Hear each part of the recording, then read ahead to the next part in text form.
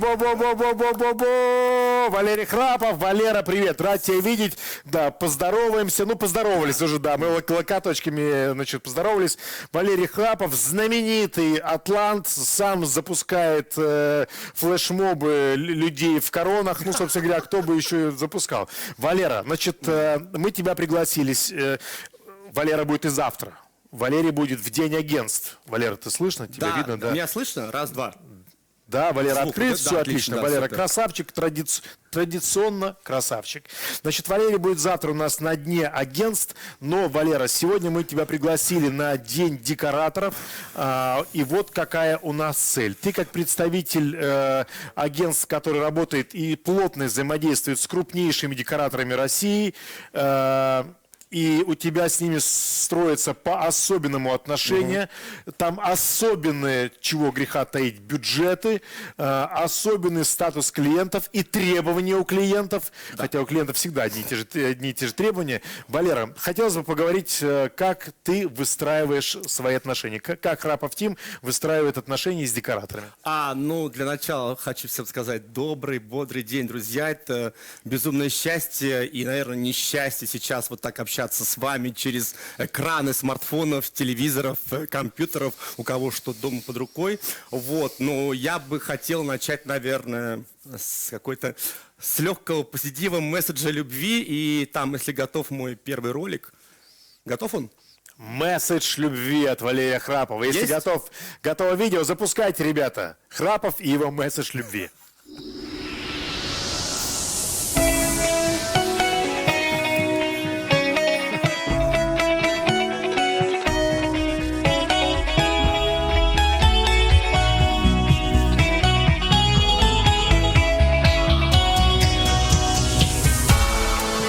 Когда мы видим ваши улыбки, наши сердца расцветают. Мы хотим высказать вам все то, что говорят наши сердца. Все прошедшие и будущие праздники встают перед нашими глазами. Мы вас любим и всегда рядом. Без вас наши идеи и таланты не имеют никакого смысла, как Новый год без подарков. Пусть все в новом году будет роскошно. Бум-бум-бум. Можно оставить все в прошлом и дать помечтать до мурашек по коже. Новый этап, время летать.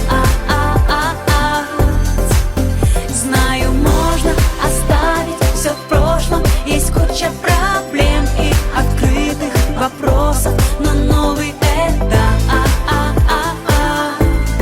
время летать.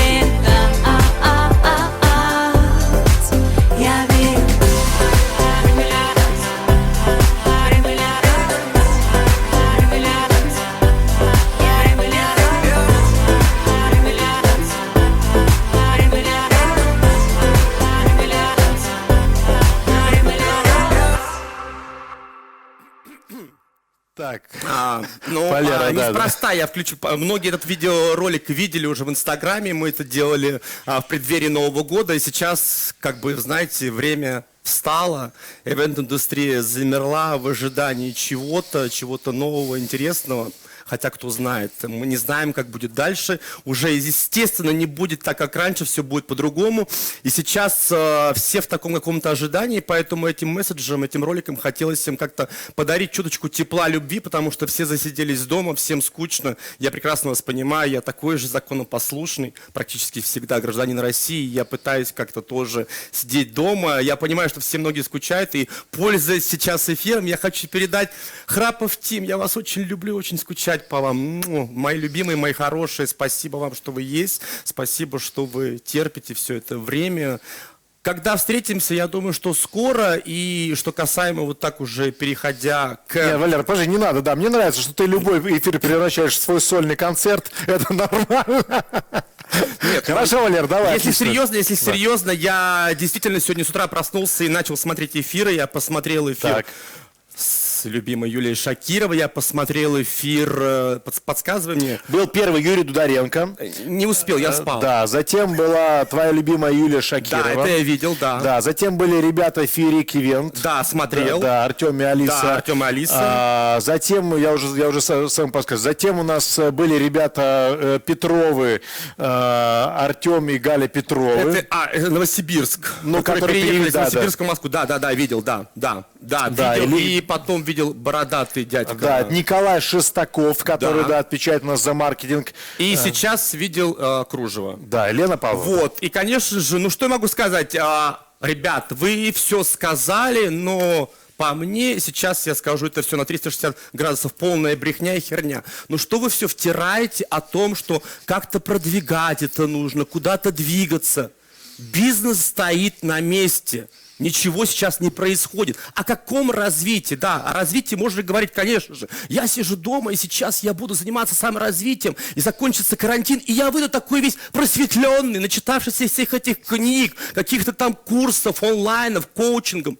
Бред, ребят, очнитесь, камон. Жизнь меняется сейчас. О каких, вы говорите, ценниках, о каких клиентах, невестах, женихах. Все сидят на карантине. Олег, прости меня, но это сейчас площадка для выступления. Ну, нормально, и мне прямо это все. наболело, когда я слушал об этом. Ну, спуститесь на землю, дорогие мои звездные декораторы, организаторы. Камон, о чем вы говорите, я не понимаю. Поэтому со мной всегда очень сложно, я всегда шел в противорез и вообще в разрез всей этой ивент-индустрии, и порой я говорю какие-то, наверное, неприятные вещи для многих, и это, наверное, многих раздражает и бесит, моя такая яркая фигура и личность в ивент-индустрии. Но, ребят, сейчас совершенно другое время, и хочется, конечно, хочется говорить о другом.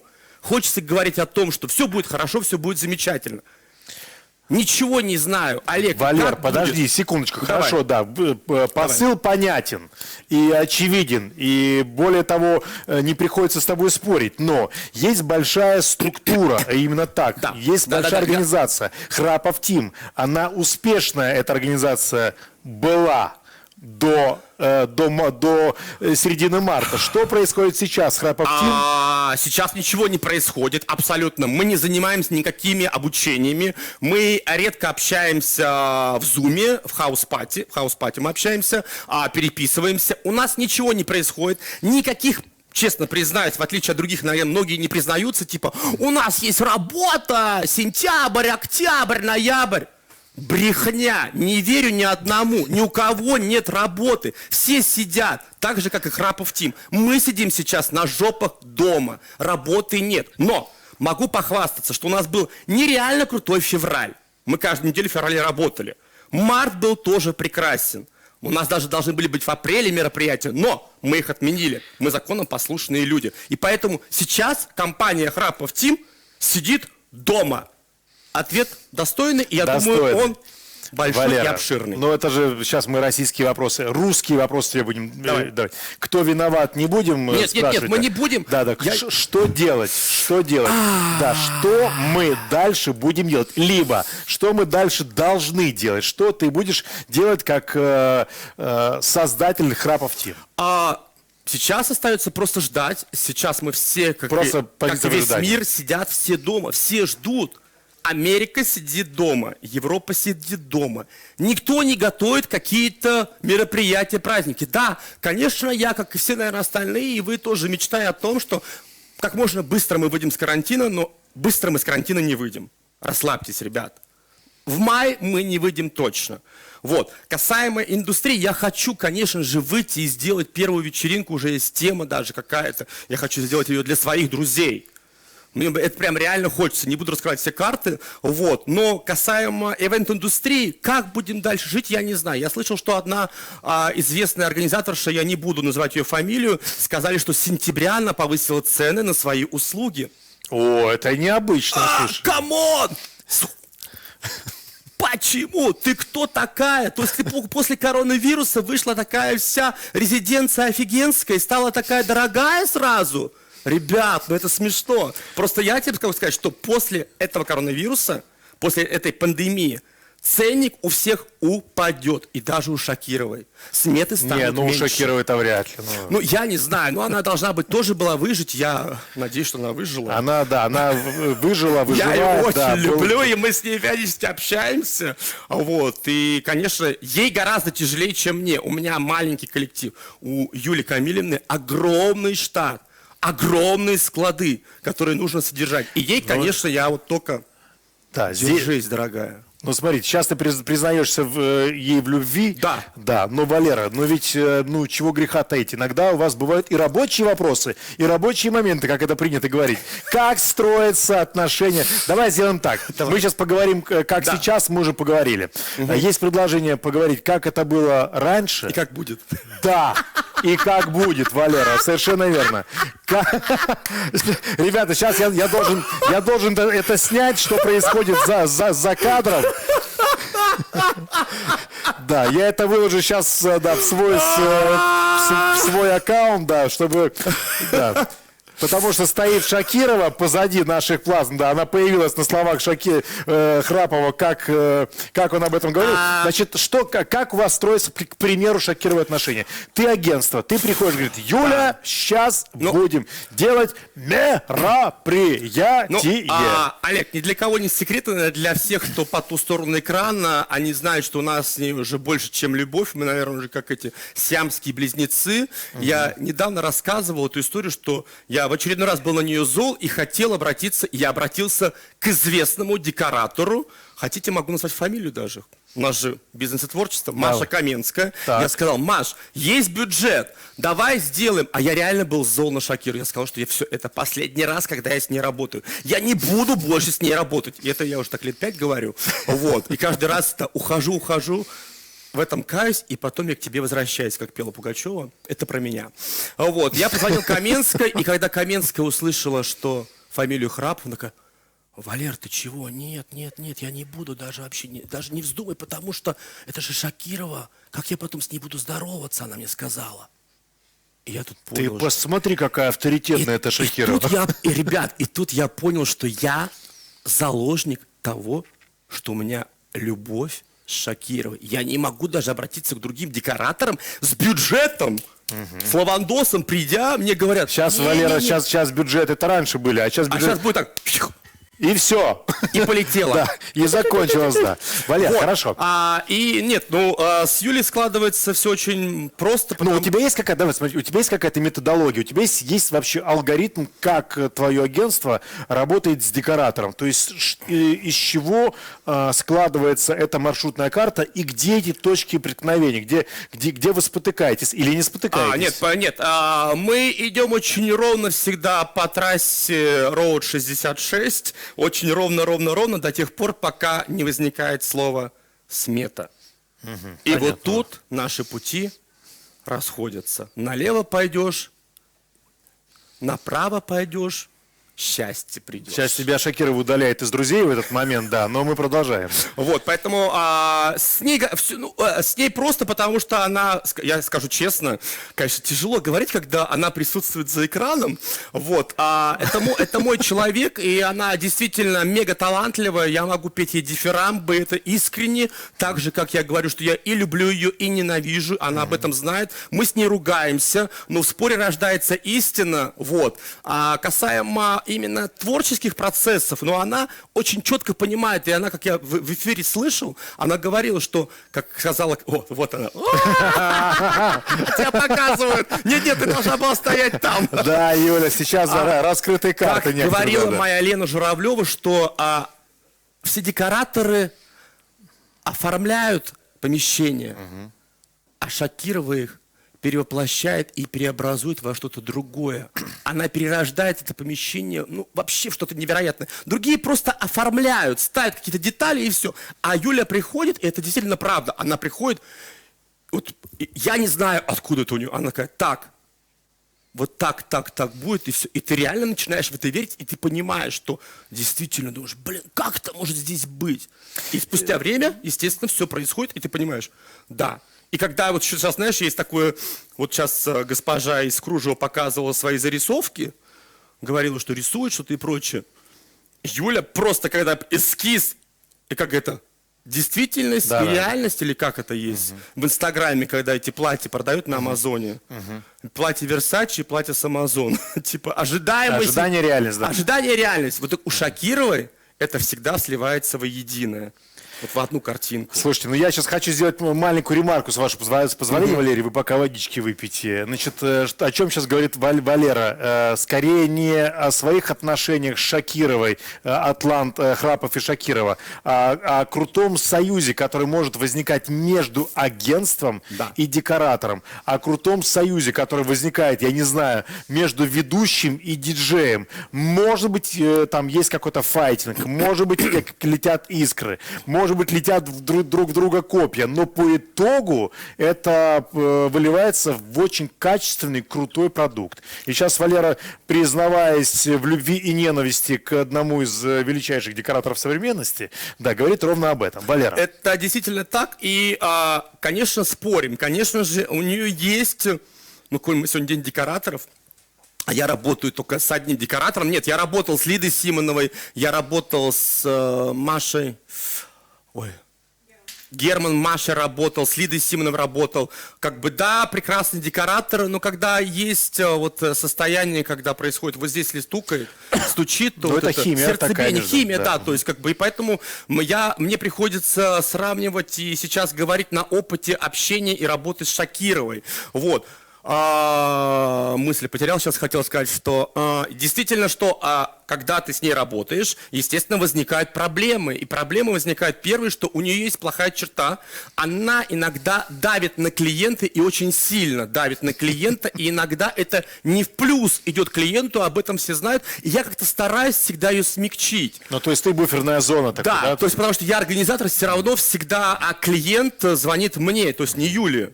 То есть я получаю все шишки, все остальные слова и нормативной лексики. Ну, нормально, Вот. нормально. И поэтому как-то приходится, и мне кажется, что я со временем научил ее быть более мягкой, более лояльной, и говорить, что, Юль, ну не всем нужны современные футуристические дизайны на свадьбе, многие хотят просто вот жир. Так, Все декораторы, розовые знаете, розы, да. розовые розы, там белые тюльпаны, желтые тюльпаны. Все хотят иногда вот просто зайти и утонуть в этих цветах. Ну, не все хотят прийти, и вот эта футуристическая линия такая, знаешь, которая несет месседж любви, счастья, вашу будущую жизнь, она не всем понятна. И иногда я как бы Юлю стараюсь все-таки как бы сказать, Юля, нельзя так делать, пожалуйста. Она слушает. Вот. Ну и потом, самое главное, что всегда, я думаю, что проблема всех декораторов, организаторов, сейчас со мной все согласятся, это смета. И вот тут начинается самое интересное. Так. Потому что приходит клиент и говорит, я хочу вот у меня есть там 5 миллионов рублей. И зал Four Seasons назовем, да. Ну, давай Four Seasons будем брать, так как повелось у нас последний месяц, мы там часто работали. 5 миллионов рублей у меня. И вот, как я называю, декораторы уходят на долгое совещание, общение в Шакиров Space. На минус первый этаж они садятся, как те как их, кроты, которые в мультике «Дюймовочка», и начинают что-то колдовать, колдуют. Неделя, вторая, третья. Смета где? Сейчас. И вот это все, пум, а сметы нет, а клиент, давай. Клиент тебе звонит, да? Конечно. До свадьбы 2 недели, а сметы нет. И вот тут начинается самое интересное, когда появляется та волшебная папка, написано «Шакирова студия», открываешь, а там смета. Я сразу смотрю на финальную цифру и понимаю, что это не те 5 миллионов, которые ждут клиенты, которым я должен сейчас позвонить и сказать, дорогие мои любимые, это чуть-чуть дороже. И вот тут, конечно, начинается самое страшное, что ты начинаешь орать на Юлю. Так. Юля в этот момент не берет трубки. Ты звонишь Маше Аникеевой. Так. Маша Аникеева, Валера, успокойся, все хорошо. У нее как мантра уж такая, знаешь? Так. Все хорошо, все будет, все замечательно. А ты уже все, у тебя желваки стучат. Ты думаешь, блин, надо клиентам как-то объяснять. Я говорю, так, Шакирова. И тут есть ход конем. Внимание, так, лайфхаки, погнали. Я называю это лайфхаки. Лайфхаки. И тут я говорю, Шакирова, вот телефон клиентов, звони сама. Ну, у Юли еще Какой есть... ты хитренький дипломат, Валера. Да? Нет, еще есть, знаешь, какая у Юли черта, что она говорит, что вот, кстати, может, я с ней соглашусь, никогда не показывайте смету клиентам, отправляя ее по WhatsApp. То есть многие не понимают. Сейчас, секунду, на этом нужно сделать акцент. То потому, есть да. клиент должен всегда присутствовать на встрече. Декоратор, организатор, клиент и на столе смета. Никогда не высылайте смету первый раз клиенту по WhatsApp, по мейлу. Он ни черта не понимает. Кроме финальной цифры. Да, в этих цифрах. Что погонный метр, сантиметры, гвозди, монтажники, рабочая смета, букеты. Он не понимает. Он видит финальную цифру, и он от нее падает в обморок, волокордин или что-то покрепче, и все. И 2 дня он в такой отключке, он не понимает. И потом он звонит, начинает орать. Поэтому Юля всегда говорит, что не показываем смету, не показываем, давайте встретимся. Это хороший совет. Это на самом деле хороший совет, и в последнее время мы ему следуем. Иногда были за мной такие грешки, что я отправлял эту смету, это правда. То есть, и потом уже думал, блин, точно, нужно было сделать как Шакирова. Вот, и поэтому обязательно нужна эта встреча, на которой будет и Юля присутствовать, ну, либо Декоратор, агентство, клиент. Декоратор, агентство, клиент, смета.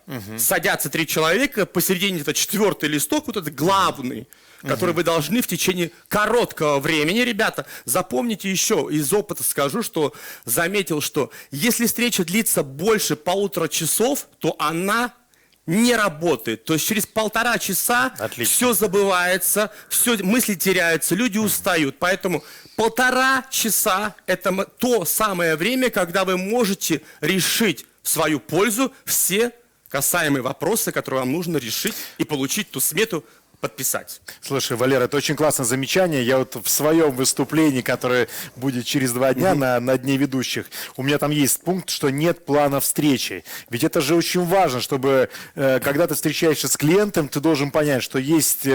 В лучших законах драматургии есть завязка, развитие, кульминация, финал, и ты должен это действие, как спектакль. Да, это некий спектакль. Как фильм, да, что пока у человека есть еще концентрация внимания, и ты должен найти эту правильную точку, чтобы сказать, а теперь смета. Вот пишите, да. Да, это правда. Это, эти 1,5 часа, это самое оптимальное время. Я не знаю, где это прочитал, это в какой-то книжке умной вычитал. Вот. Потому что я потом стал замечать, что если 2-3 часа люди уже сидят изнеможенные, все, это 5-я чашка кофе уже не пьется, уже все расплылось. Какие цветы? А почему были розы? У нас же были тут эти ранункулусы. Камон, что это? А еще самое главное, что иногда декораторы, опять же на примере Юлии Шакировой, она берет очень много встреч на один день назначает. Так. 2 встречи в день. Максимум 2 встречи в день. Не планируйте свой день на 5 встреч, потому что, опять же, российская действительность показывает так, что, это я сказал, 1,5 часа. Хорошо, если у вас график распределен, что 1,5 часа, какой-то кофе-брейк, перерыв, потом еще 1 встреча. Но иногда же, вы знаете, наши клиенты любят поболтать, поговорить о том, о сём. Встреча затягивается, следующая встреча переносится, и поэтому все это откладывается и уходит какую-то в ночь. Поэтому, я сейчас стал планировать, что 3 встречи в день максимум. Но, Валер, на самом деле это очень важный совет. Действительно, опять же, для мозга, для теряется, своего. Теряется концентрация, самое главное, теряется эффективность. И самое главное, если мы стали говорить о смете, ты ее не сможешь уже правильно презентовать. То есть у тебя нет этой энергии, нет этого блеска в глазах, который там к 4-й встрече ты просто эмоционально выгораешь, и все это чепуха. Опять же, касаемо смет, здесь я знаю, что у многих декораторов, и на примере Шакировой студии, говорю, что есть очень много менеджеров. И иногда Юля в связи с тем, что она, не хватает ее на всех клиентов, она, конечно, отправляет профессиональных менеджеров своих, на встречу с клиентами. И вот эта первая встреча, когда клиент встречается со сметой и не видит Юлю, а сидит менеджер, она тоже профессиональна, ей доверяют, но клиент знает Юлю, он пришел на Юлю, и ему хочется видеть Юлю. И это тоже некая ошибка декораторов, отправляя на встречи не себя красивую, а менеджера. И клиента это чуть-чуть расстраивает, он не понимает, как так, камон, я готов платить там миллионы, а на встречу приходит девочка, менеджер, я хочу Шакирову. То есть мы говорим о том, что неважно, Юлия Шакирова или другие крупные бренды, всегда должен приходить представитель или владелец крупного бренда. Желательно на первую встречу. На первую встречу. На встречу защиты ключевую. Сметы. На встречу защиты. Встреча ключевая, да. Первая встреча, понятно, происходит с Юлей, да, она рассказывает красиво, она выслушивает клиентов, мы слушаем и хотим, что хочет, какие пожелания клиенты хотят, жених, невеста, мы их слушаем, записывают, девочки-помощницы записывают, они уходят на долгие совещания, рисуется, составляется смета, и потом, когда момент эта смета должна появиться на столе у клиента, Юля должна быть тоже, либо декоратор, но ни в коем случае не менеджер. Давай, вот сейчас мы, скажем так, либо декоратор. Случалось ли такое в твоей практике, когда на встречу по защите сметы не приходил декоратор и проект уходил? Следующий вопрос. Да, конечно, случалось. Это честно, это было. Слушай, я специально задаю этот вопрос. Я знаю, к чему ты клонишь. Нет, Валера, секундочку. Ты можешь отвечать могу ответить, или не да. отвечать. Нет. Просто к тому, что когда мы говорим о полезности конференции бизнеса и творчества, ребята, может быть, какие-то вещи мы препарируем, и, может быть, мы должны интеллигентно и скромно умолчать. Но, собственно говоря, мы и пытаемся вытащить суть, чтобы вы не совершали ошибок. Да. Но все прекрасно знают мою честность и открытость. И судя по тому, как я в том году выступал, и это многим понравилось, то, что я говорю прямо на чистоту и откровенно, что да, этот случай был, он был в том году, в 2019 году, мы потеряли клиента. Не рассказывай, какого. Да, не говорим какого, но мы потеряли интрига, действительно клиента, надеемся еще к нему вернуться. И для нас это был хороший урок. Да он сам скучает по вам, я знаю. Он же тоже вас решил проучить, понимаешь, но сам скучает по вам. Это был хороший урок для нас.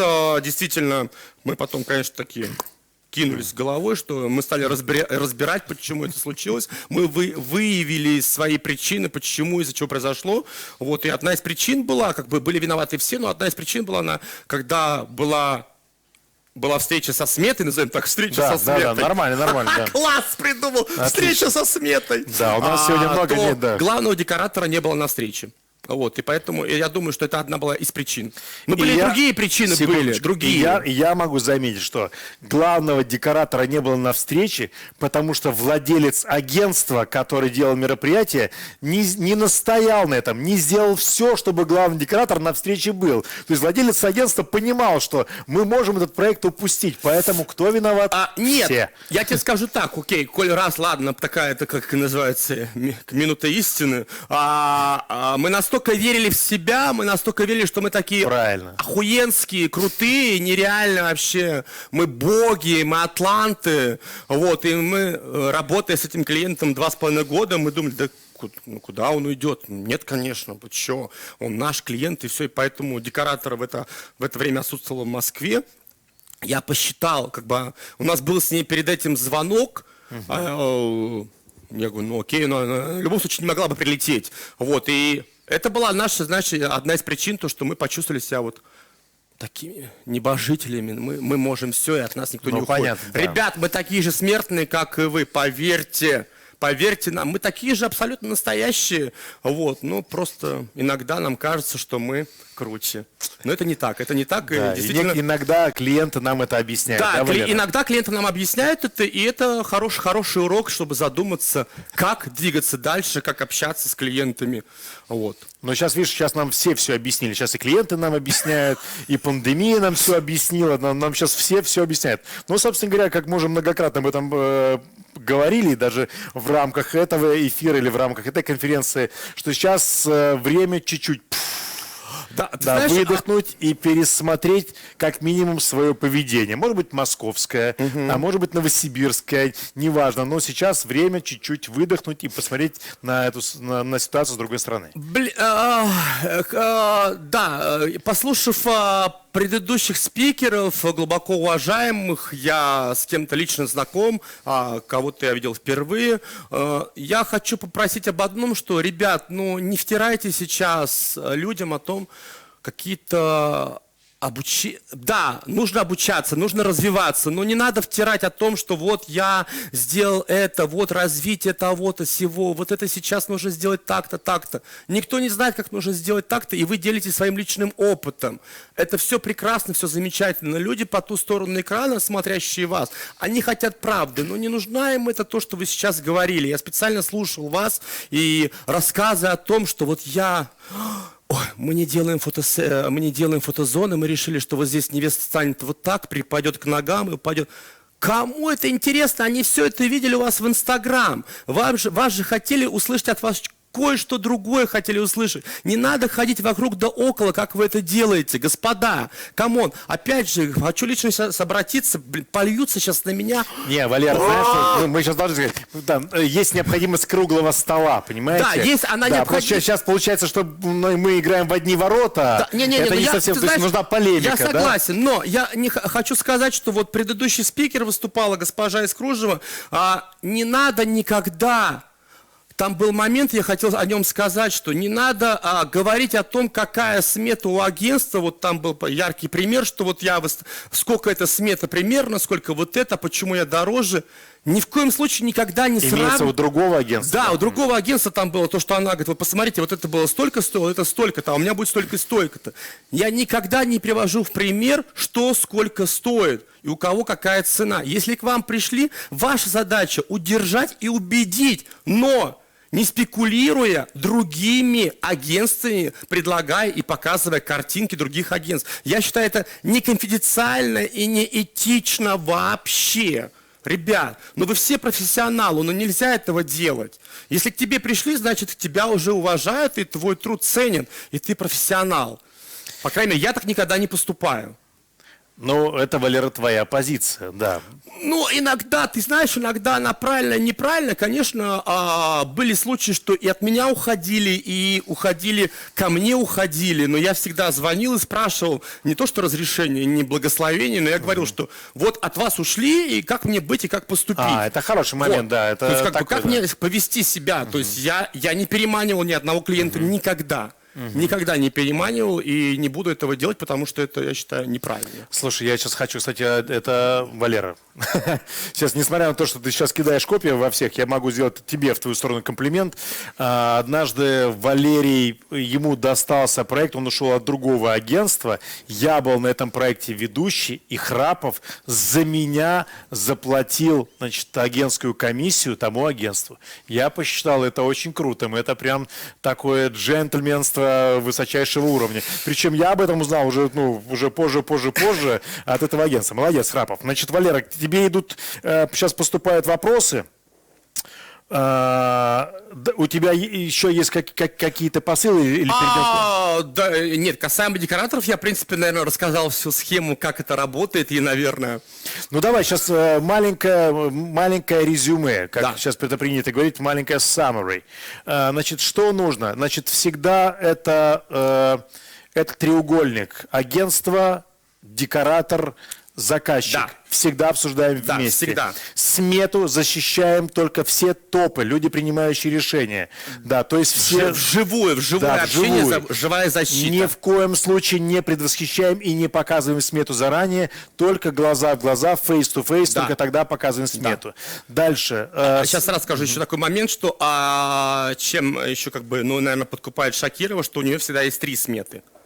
3 сметы, и это реально очень влияет на клиента. Всегда клиент в итоге выбирает большую смету. Вот. Но это такой некий лайфхак тоже от Шакировой. Но я думаю, сейчас уже многие делают, потому что показывают маленькую, среднюю и большую. Вот. И всегда они рассказывают, вот здесь будет вот так-то, так-то, но вот здесь будет так-то, так-то, но это не теряется. При этом качество мероприятия, качество декора, оно не потеряется, но здесь чуть-чуть будет поменьше цветов, здесь будет понятно, чуть-чуть да. поменьше. У клиента есть право выбора. Да, у клиента есть право выбора, и всегда клиент выбирает, спустя какой-то долгий-долгий переговор, он возвращается все-таки к той смете, которую он был против видеть.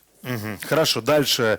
Задача организатора, задача владельца агентства привести, значит, декоратора навстречу, чтобы ничего не расплескать. Да, это правда, потому что, как никто другой, организатор очень много знает вещей каких-то касаемо там сметы и всего остального, но декоратор, она умеет, и она знает все тонкости сметы, и она может это внутрянку, как называется, рассказать и показать, и объяснить, самое главное, защитить.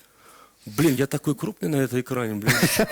Валера, да, эти камеры прибавляют плюс 12 килограммов. А я набрал плюс 4. И вообще в карантине нет никакого... Нет, да, мы не будем винить карантин. Я тоже сижу, втягиваю этот живот, а он не втягивается. Валера, значит, я тебе хочу задать вопрос. Этот вопрос, наверное, слышишь впервые. Давай.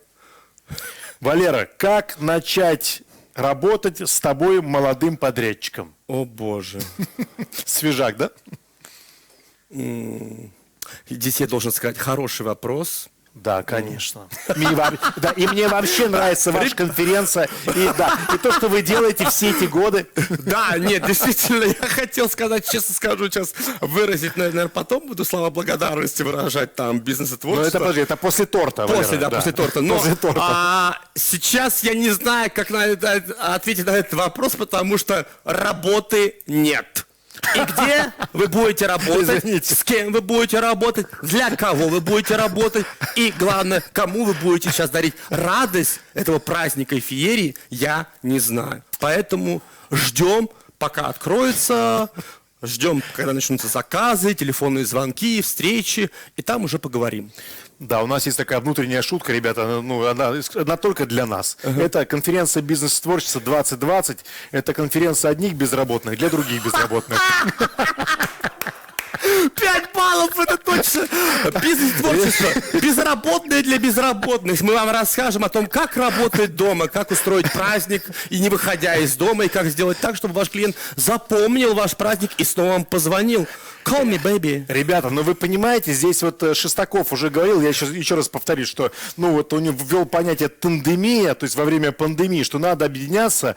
Я считаю, что если бы мы не сделали эту конференцию, было бы хуже. По крайней мере, мы можем сейчас вот в прямом эфире, глядя друг другу в глаза, а иногда даже, да, втягивая щеки, мы можем сказать, что, ну, давайте по-честному, как было, как сейчас есть и что с нами будет. Возможно, то, что ждет нас через месяц, через 2, через 3, возможно, это черная дыра. И весь рынок, он схлопнется. Я объясню почему. Потому что, знаешь, мы всегда там... Но дело в том, что, конечно же, как бы тяжело не было, люди всегда будут отмечать дни рождения, свадьбы и юбилеи.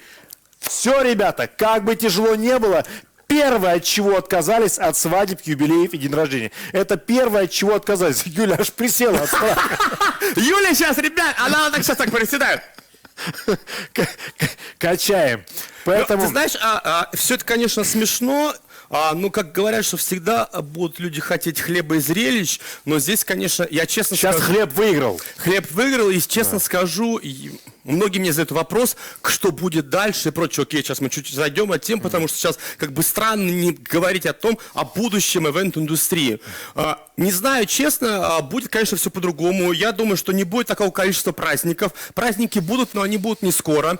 Свадьбы будут, но это будут другие уже свадьбы абсолютно. Бюджеты ведущих, бюджеты организаторов будут, конечно же, меньше, потому что клиенты будут допинговать тем, что, ребят, была ситуация, и это действительно так. Нужно, ребята, просто с этим смириться. Сейчас плохо всем. Задумайтесь о том, что не только вы, эвентеры, фотографы, операторы, видеографы, декораторы, организаторы, сидите на карантине. Нет, все артисты, киноактеры, цирковые, все сидят и все как-то терпят и пытаются что-то сделать. И никто не знает, как будет дальше. Остается просто ждать, терпеть и верить в то, что, как пела, ты знаешь, мне как-то нравится. Да, Валер, ты можешь петь сегодня, да. У меня время еще есть, да? У нас, как говорится, а знаешь, что у еще нас будет? до 30 апреля Свежий минимум, ветер еще подует. И хочешь, чтобы этот свежий ветер, конечно же, подул.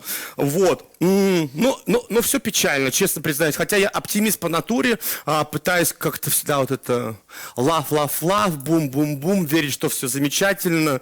Нет, ребят, пока все херово. Пока реально все херово. И здесь, конечно, не смешно это все, но это действительно так. И рассуждать сейчас о том, как будет двигаться бизнес, в каком направлении, наверное, соглашусь с Олегом, пока черная дыра. Она действительно будет черная дыра. Хочется верить. Многие верят, что мы выйдем в июле, в августе. Нет, ничего подобного. До сентября мы будем сидеть. Ну смотри, Валер, справедливости ради. Вот у нас есть общение с большими игроками, отельными игроками. Они говорят, как у них сейчас выстроено. У них все, что должно было... известно, что всегда март-апрель это время конференции. Февраль, март-апрель это всегда... Перенесли? Да. У них все переносится на осень.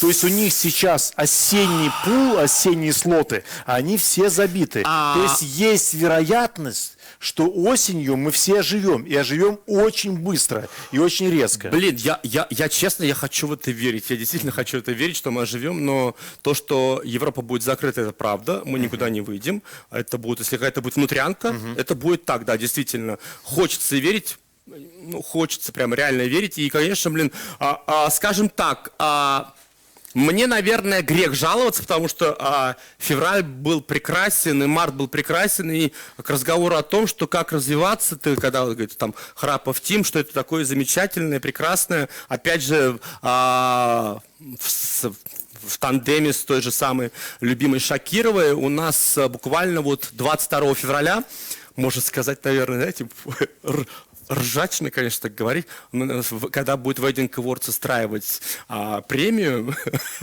в номинации «Лучшая свадьба», мы подадим эту свадьбу, это действительно была красивая свадьба, вот, и мы выиграем, потому что других свадеб не было в 2020 году. Да, это интересный расчет, да, это интересный расчет. Я к разговору о том, что как бы...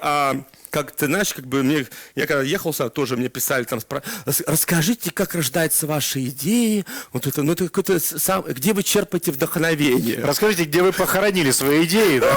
Это всегда интересно, ну, можно, конечно, приплести там, ну, все знают, я люблю читать книги, смотреть в театр ходить, там, в кино, путешествовать, ну, конечно, все, да, это вот я говорю, да, я черпаю вдохновение, я был в январе на Гавайях, и вот мы лежали с Шакировой, смотрели на эту дымку заката, потрясающие радуги, а Гавайи это же штат радуг, и там действительно каждый день по 15-20 радуг, и, наверное, рождается вдохновение, вот смотришь на радуги и думаешь, какая же природа удивительная вещь, и что же небо сотворило самое лучшее на земле, что это есть, это Гавайи, это море, океан, там океан, радуги, и ты вот думаешь, вот, наверное, следующее мероприятие будет связано с радугой.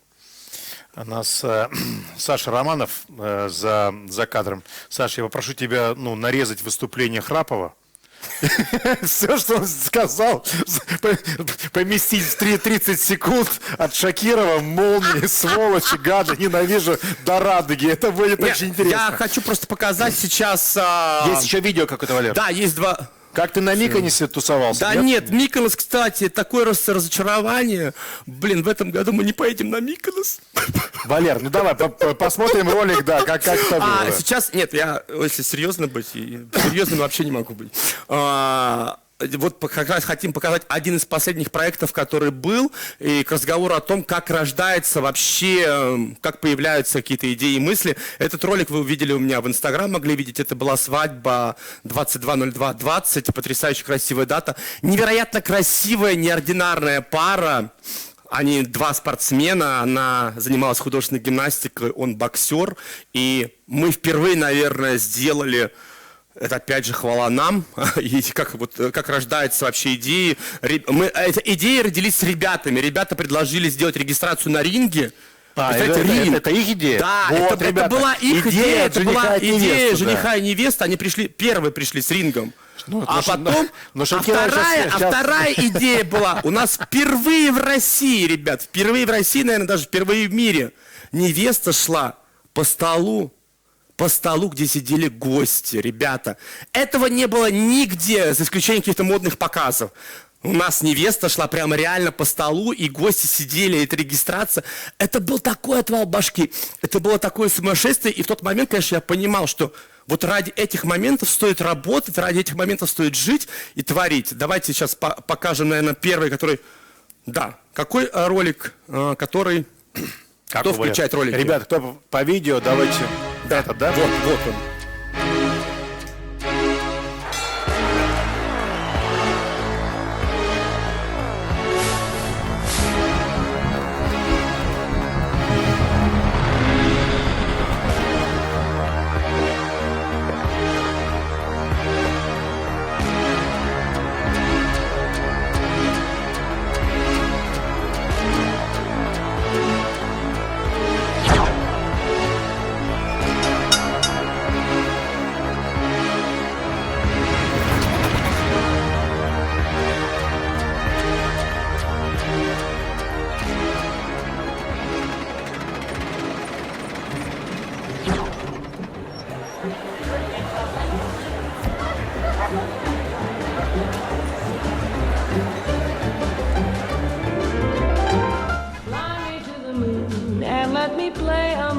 stars. Let me see what spring is like on Jupiter and Mars. In other words, hold my Главную пару вечера!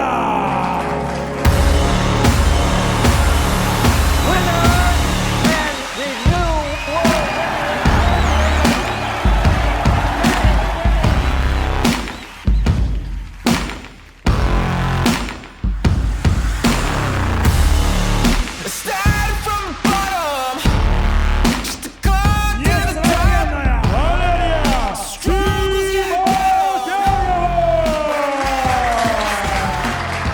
Супербой за звание самого крепкого семейного союза Pound for Pound может зацеловать невесту!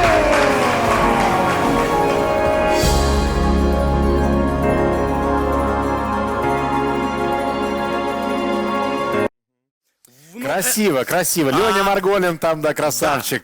Действительно потрясающая красивая пара. Это о том, как рождается вдохновение, вообще откуда мы черпаем. Вот. И дальше мы пошли от обратно, дальше мы развили эту тему, вот, как бы к разговору. Юля очень часто об этом говорит, и она на самом деле меня этому научила, что нужно заниматься продукт-плейсментом, развивать как-то свой бренд. Вот. И вначале я выступил с роликом, который вы видели, он был посвящен... Это вообще-то тема твоего завтрашнего выступления, между прочим, да. Ну я расскажу, хорошо, завтра, но сейчас я просто хочу, что завязку уже сделать, что после этой свадьбы мы сделали такой ролик, уже, можно сказать, такой product placement, уже после такой авторолик, я не знаю, как это назвать, и сказать, как бы, нам просто захотелось продолжить историю этой свадьбы, продолжить эту историю ринга, и, да, кстати, вот сейчас скажу про предыдущий ролик, что очень важно сейчас, по крайней мере, я уделяю внимание, если внимательно слушать этот ролик, смотреть при большом звуке, там интрошумы, то есть там не просто звуковая подложка. Нет, там слышит, там стадион, да. Это, конечно, огромное спасибо Басселеву, это потрясающий оператор, который со мной работает, потрясающий, конечно, через кровь, через терни я его добиваю, постоянно говорю, не так, он со мной спорит, я говорю, нет, сделай так, как я хочу. Вот, и благодаря ему, конечно, рождаются вот такие прекрасные ролики. И второй ролик, который сейчас вы увидите, это, конечно, работа Макса Гомонец и наша работа с Юлией Шакировой и Валерией, невестой. Мы... и Даня, да, точно, и Даня Величко, прости, Данечка. И Даня Величко, потрясающий фотограф, была потрясающая команда, и мы просто сделали такой минутный ролик, который, можно сказать, был уже таким вторым днем свадьбы Кирилла и Валерии. Можно его показать?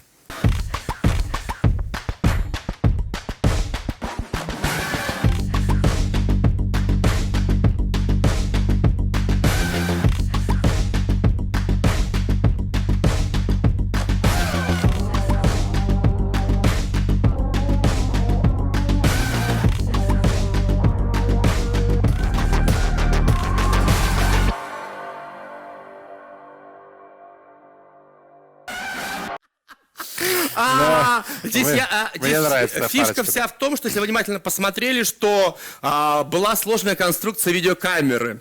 Мы сделали пешку из ферм, и эта пешка двигалась вот так, то есть как качель. Это было действительно очень сложно снимать. Мы посмотрели, как бы мы не изобретали велосипеды, это изобрели давно уже велосипед и колесо. Мы подсмотрели у одной компании в рекламной, и Макс говорит, давай так сделаем. И вот это получается такая ферма, такая видеокарусели.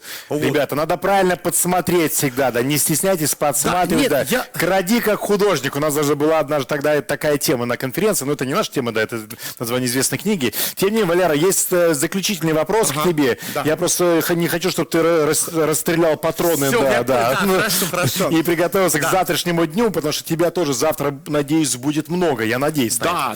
Так вот, вопрос, Валера, к тебе. Что будет делать Валерий Храпов, если ивент не возродится?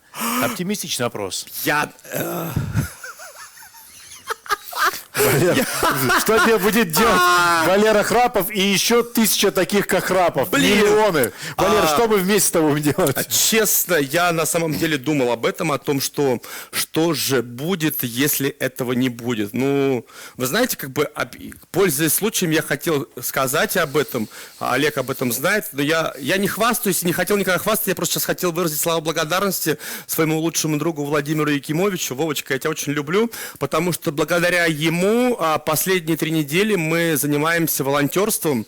Мы в благотворительном фонде «Добрые люди» занимаемся тем, что каждое утро развозим продуктовые пакеты для тех, кто не может выйти из дома.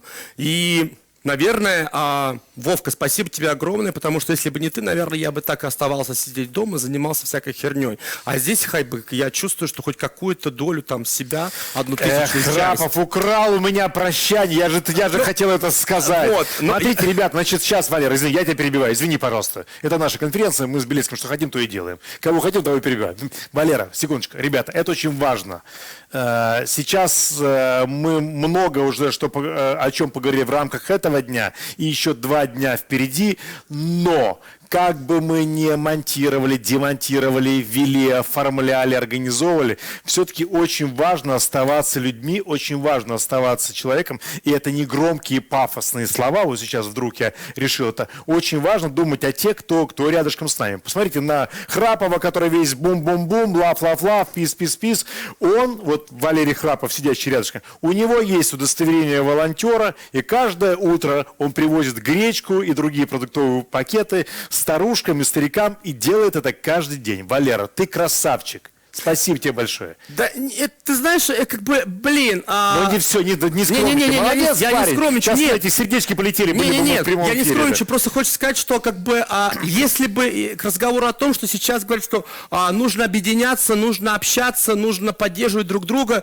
понятно, мы все в своих комнатах сидим, квартирах, домах, все в этом вакууме, многие не понимают, что делать, многим тяжело. Мне очень комфортно сидеть одному дома, поверьте, реально, я кайфую от этого, хотя всем кажется, что я такой вот общительный и прочее. Нет. Мне иногда прям круто быть одному. Мы общительные все интроверты, да. Да, вот. Но сейчас хотел сказать, что именно вот благодаря друзьям, благодаря Вове Якимовичу, там же тот же Паша Плетнев, тот же Андрей Агамиров, Ольга, они все занимаются благим делом. Понятно, что это такая мелочь, это, что мне стоит взять свою машину, загрузить эти пакеты, отвезти бабулькам, поставить и все. Но в какой-то момент первый день было очень тяжело, потому что я видел, как живут люди. Да, и это, это конечно, тяжело, это пипец, это слезы, это реально. Потом я как-то абстрагировался и я понимаю, что я делаю какую-то маленькую частичку от себя, отрываю, что я могу сделать. Я готов делать и больше, наверное. Но я понимаю, что ты не можешь помочь всем. Ты не можешь всем просто тупо раздать деньги. Нет. Ты чем больше даешь, тем больше люди просят. Это правда. Вот этот тот пакет, который делает этот благотворительный фонд «Добрые люди», это, конечно, вам большое спасибо, ребята. Вот, и я не призываю сейчас всех ринуться и пошли. Нет, это в том-то дело, что это оставайтесь личное дома, дело. действительно, берегите себя. Что ты задал вопрос, с кем ты будешь? Наверное, у меня бы неплохо получилось, конечно, со временем, с силой своего характера. Наверное, я бы стал волонтером. Я бы пошел, наверное, работал в благотворительные какие-то фонды, может быть, я не знаю. Но хочется верить, что я, как и прежде, буду продолжать дарить людям радость, продолжать делать эти праздники со своей любимой командой Храпов Тим. Понятно, что они будут другие. Они будут другие, действительно, они будут другие. Наверное, они будут более какие-то душевные, более... Они все были настоящие, но сейчас к ним будут по-другому относиться. Чуть меньше, камернее. Да, они будут камернее, потому что сейчас, когда мы выйдем с этого карантина, мы не будем понимать, как себя вести в этой новой сложившейся ситуации. И понимаешь, опять же повторюсь, мы сейчас весь мир находится на карантине, и, конечно, это тебя как-то успокаивает. Если бы это была одна Россия, то, наверное, было, как? Почему мы закрыты? Нет. А когда весь мир, приходится просто ждать. И поэтому, конечно, хочется сказать, ребят, оставайтесь дома, все будет хорошо, и мы еще постучимся в ваши двери, постучимся в ваши окна и скажем вам: Мега доброе, бодрое утро, даже если дожди за окном. Бум-бум-бум. Это был Валерий Храпов, за что я люблю нашу конференцию, за то, что такое единство непохожих. Спасибо, Валера, ждет тебя завтра. Хочется тебе пожать руку, но мы будем держать эту карантинную дистанцию. Спасибо, ребята. Спасибо. Впереди у нас Алексей Слободзян. Поговорим об интернете. Пока 2 минуты паузы, а потом вернемся к Леше. Надеемся, у него все в порядке. Храпов, спасибо. Спасибо.